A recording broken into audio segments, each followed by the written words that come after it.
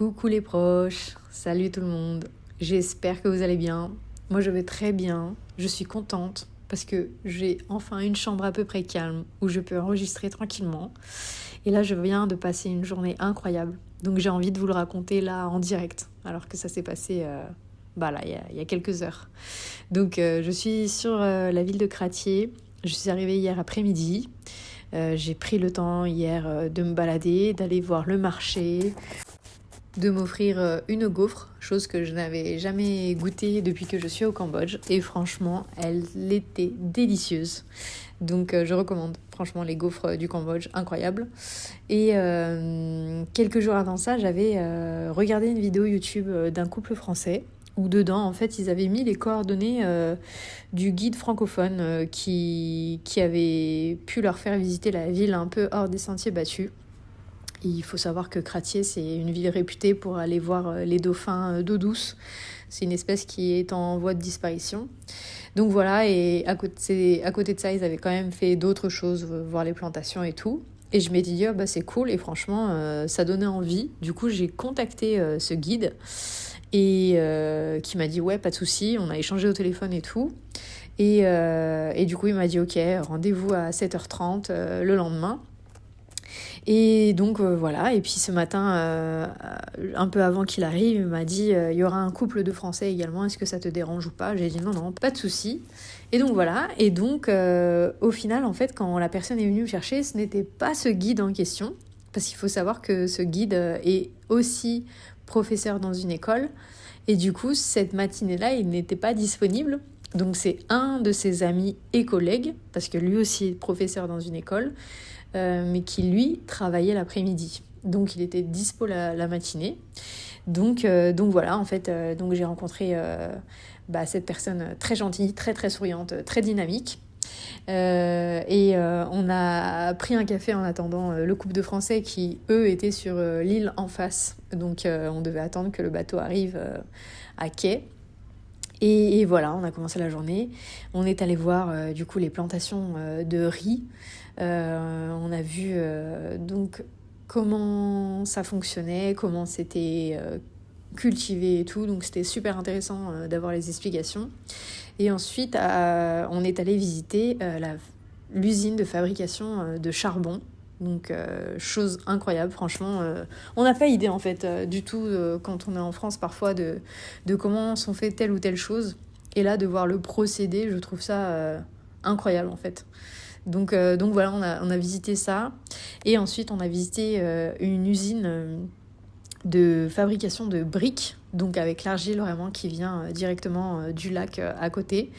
Et là où pareil, en fait, on n'imagine pas tous ces petites mains qui sont à l'œuvre. Et il faut savoir, du coup, il nous a demandé de ne pas prendre les enfants en photo, mais dans ces cas-là, c'est souvent en fait des familles qui travaillent là-dedans. Et les enfants vont tout de même à l'école, c'est simplement qu'au Cambodge, il y a deux parties. C'est soit on a cours le matin de 7h jusqu'à 11h, il me semble, soit on a cours l'après-midi de 13h jusqu'à 17h. Et donc dans ces cas-là, donc les enfants vont en cours, mais à côté de ça, ils vont quand même aider leur famille quand ils sont là, quoi. Donc voilà, donc on a vu ça, on a vu l'usine de fabrication de briques. Et ensuite, on a visité même les fours où c'est vraiment chauffé pour retirer toute l'humidité de l'argile et tout. Et ça, c'est fait avec du feu de bois, donc c'était incroyable. Et pareil, après, on a visité avec le même procédé les fabrications de tuiles pour les toitures. Donc franchement, voilà, moi j'ai adoré parce que c'est des choses qu'on ne voit pas forcément. Même, je dis n'importe quoi, mais par exemple, quand on est en France et qu'on est chez Leroy Merlin, on est loin d'imaginer comment ça a pu être parfois fabriqué dans d'autres pays et tout. Donc là, je trouvais ça génial de pouvoir découvrir tout ça. Et voilà, et d'être en plus hors des sentiers battus de tout ce qui est un peu, entre guillemets, tourisme de masse. Donc j'ai apprécié. Et ensuite, on est allé visiter une pagode et des temples. Et en fait, la différence, il nous a expliqué entre pagode et temple, c'est que une pagode, ça signifie qu'il y aura toujours un muret autour et qu'à l'intérieur de cet espace, il y aura temple et monastère pour les moines et d'autres endroits là où ils vont partager les repas ou là où ils vont faire des réunions. Donc voilà, ça, on va dire que c'est une pagode. Et par contre, lorsque c'est temple, c'est vraiment le lieu de culte. Donc voilà, ça c'était intéressant de le savoir parce que je n'arrivais pas à comprendre la différence. Donc c'est chose faite.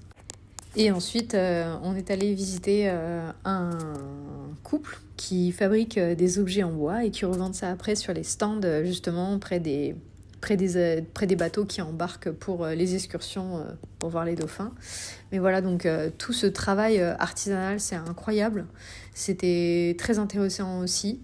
Et à côté, il y avait un voisin qui avait une machine pour séparer les grains de riz, pour séparer la peau des grains de riz, donc on est allé le voir aussi, et donc c'est pareil, c'est super, enfin je trouve ça incroyable parce que du coup ils mettent le riz avec la peau qui a été récoltée, la machine sépare la peau du riz, il y a une partie où le riz va rester vraiment ensemble et d'autres parties où ça va être des petits grains ou des petits grains cassés ou quoi, donc ça va être d'un autre côté.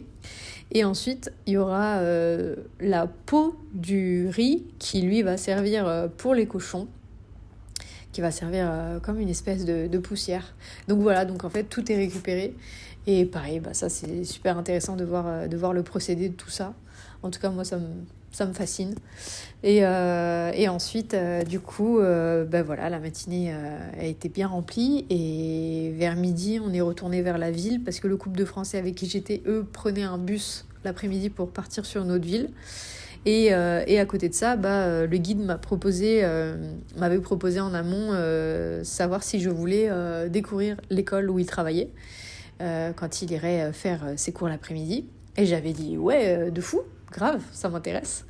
Donc au final, il m'a invité à manger chez lui, où il vit avec sa sœur et tout. Donc pareil, je me dis mais quelle chance incroyable de pouvoir manger avec des locaux chez eux et tout, enfin un truc de fou. Donc voilà, on a mangé simplement et puis ensuite on a pris le scooter parce que la matinée c'était avec son tuk-tuk et là par contre pour aller à l'école c'était le scooter. Donc il m'a passé un casque et étant donné que j'avais vraiment un bon ressenti et une vraie confiance en lui parce que j'ai vu comment il fonctionnait, j'ai vu aussi sa conduite avec le tuk-tuk et tout, qu'il était prudent. Donc j'ai pas eu de mal à monter sur le scooter avec lui. Donc ça m'a fait plaisir aussi. J'ai vraiment profité du voyage, profité des paysages parce que l'école n'était pas non plus totalement à côté. Et voilà, et arrivé à l'école, du coup, moi qui m'étais dit, tranquille, je vais visiter un peu les lieux, je vais regarder comment c'est les salles de cours. Peut-être que je pourrais même m'installer dans un petit coin et suivre le cours, voir comment ça se passe un peu. Eh ben, pas du tout. Du coup, le guide, il m'a dit, en gros, moi, je vais faire 2 heures et quelques de cours, même 3 heures, je pense. Et il m'a dit, et toi, pendant ce temps-là, tu peux te balader, il n'y a pas de souci, tu peux même visiter les classes, comment elles sont, il n'y a aucun problème. Et si tu as besoin, je te laisse mon scooter à disposition pour te balader autour. Franchement, le gars, une confiance incroyable, quoi. Donc voilà, et au final, donc, je m'avance un peu vers le côté primaire. Lui, il fait cours plus pour le côté collège.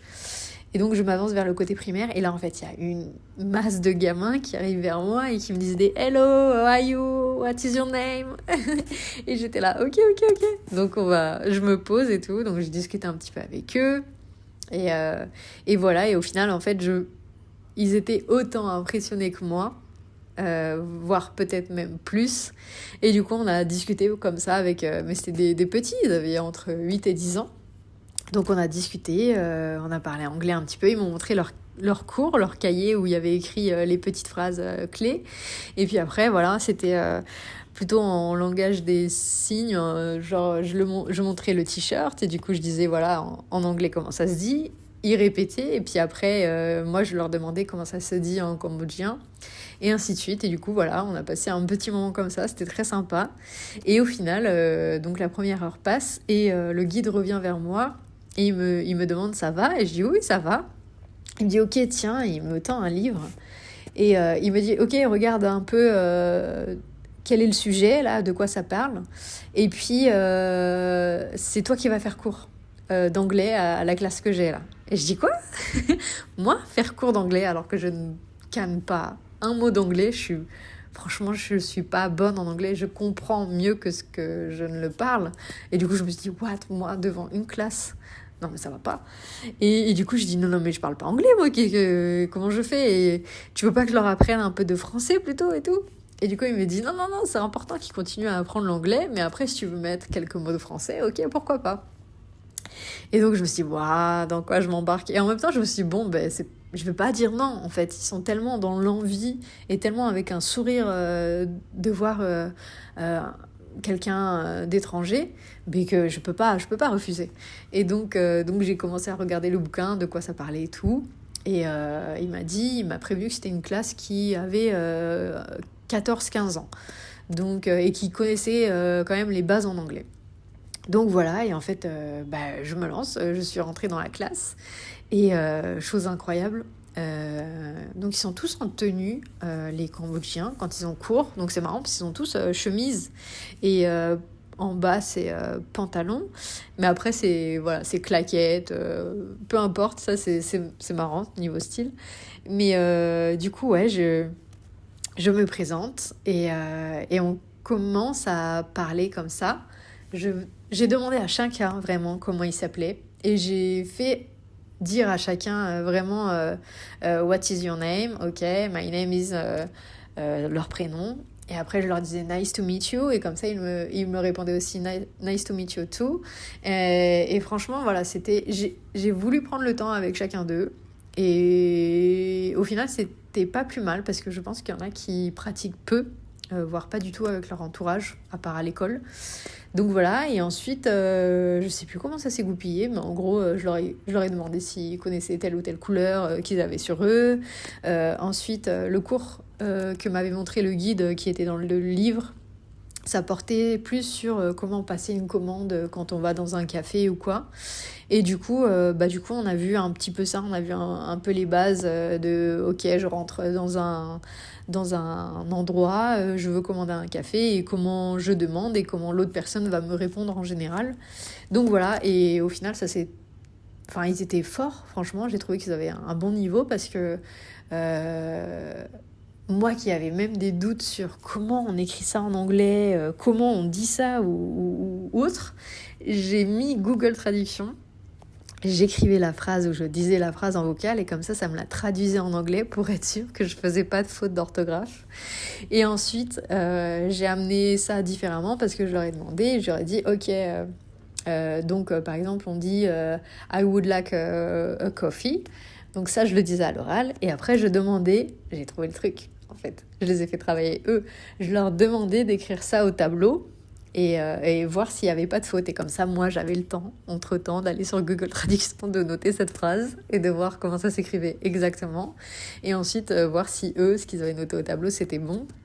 Et donc, voilà, on a fait une petite discussion comme ça, voir s'il n'y avait pas de faute et voir si tout le monde arrivait à le faire. Et puis, entre-temps, j'ai quand même calé quelques petits trucs en français.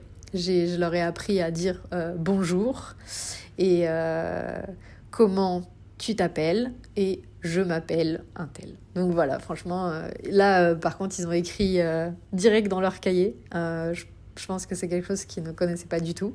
Et je pense aussi que c'est quelque chose qui, j'espère, leur servira tôt ou tard, surtout dans cette ville où il y a pas mal de touristes. Donc voilà, donc franchement c'était sympa, et puis après le cours s'est terminé. Et chose incroyable aussi, c'est que quand je suis arrivée dans la classe, tout le monde était debout, et tout le monde m'a dit bonjour maîtresse, et ont vraiment dit hello, je sais plus comment ils ont dit hello teacher, bienvenue, ou je sais plus quoi, incroyable. Et après ils attendent l'autorisation pour s'asseoir. Donc c'était moi qui devais leur dire de s'asseoir, et ça je l'ai compris qu'après, mais j'étais là, pourquoi ils s'assoient pas? Bon, donc voilà, donc c'était marrant. Et pareil, à chaque fois que je leur adressais la parole, ils se levaient pour parler, et ensuite ils se rasseyaient. Donc j'étais là, waouh, incroyable, franchement. Et calme, et super concentré, super intéressé, alors que le cours en soi, je ne l'ai pas préparé, je savais pas vraiment vers quoi j'allais. Et pourtant, voilà, ils étaient concentrés, ils étaient très très respectueux. Donc ça a été une expérience de fou. Et au final, le cours se termine et tout. Le guide vient me voir, me demande si ça va et tout, parce que lui il était dans la classe d'à côté en train vraiment de faire son cours. Et je dis ouais ça va, merci et tout. Et il me dit cool, bah tu fais la 2e heure avec une autre classe. J'ai dit non mais c'est pas possible. Et je dis ah bon mais c'est les mêmes âges ou c'est quelle classe? Il me dit non là par contre ils sont un peu plus petits, ils connaissent moins de mots en anglais. Mais voilà, il m'a donné, pareil, dans le livre, où est-ce qu'ils en étaient et sur quel chapitre ils allaient devoir travailler. Et c'était sur les pays et les nationalités. Donc j'ai dit ok, bah, j'étais lancée, donc je me suis dit allez go, c'est parti. Si là je me suis débrouillée devant des 14-15 ans, bah, je vais me débrouiller devant des, je sais pas, je devais avoir 12-13. Et donc voilà, et donc bah, pareil, je me suis présentée, j'ai écrit mon nom au tableau. Et ensuite en fait on a commencé un petit peu la leçon, où en fait on a dit tous les pays, il y avait une liste. Donc ils regardaient comment ça s'écrivait et après on le disait à l'oral. Et en plus, chose que j'ai trouvée top, c'est qu'ils avaient une carte du monde derrière dans la classe, mais je pense qu'ils s'en servent pas trop parce que je demandais s'ils savaient où est-ce que c'était et la plupart du temps ils disaient non. Donc voilà, donc en même temps je montrais où était tel ou tel pays. Et voilà, on avait une liste, je crois, de 15 ou 16 pays. Donc on les a dit. Et à chaque 3 ou 4 pays, en fait, une fois qu'on avait dit ces pays-là, je leur demandais de fermer le cahier. Et du coup, j'allais dire un pays, exemple Japan, et je leur demandais d'aller écrire ça au tableau. Et donc la leçon s'est fait comme ça. À chaque fois, on apprenait les pays au fur et à mesure. Je leur faisais fermer le cahier et eux, ils allaient l'écrire au tableau selon l'élève que je désignais, quoi. Et pareil, après, du coup, c'était les nationalités. Donc comment on dit un pays, puis comment on dit la nationalité. Par exemple, Japan, pour la nationalité, ça devient Japanese. Donc voilà, et pareil, je leur faisais écrire ça au tableau et relier au pays en question. Et voilà, et au final, franchement, l'heure est passée assez vite. Donc peut-être, je sais pas, peut-être certains se sont ennuyés, j'en sais rien, mais bon, c'était trop mignon. Et puis à la fin, ils ont demandé des photos et tout, enfin...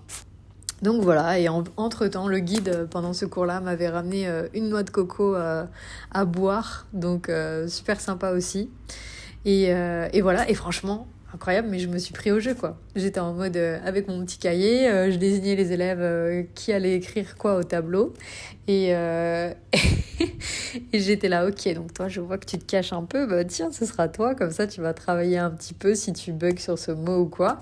Et quand je voyais qu'ils buguaient, j'allais à côté d'eux, je leur montrais dans le cahier comment ça s'écrivait pour qu'ils le réécrivent bien au tableau et tout. Enfin, non, franchement, au final, j'y ai pris du plaisir.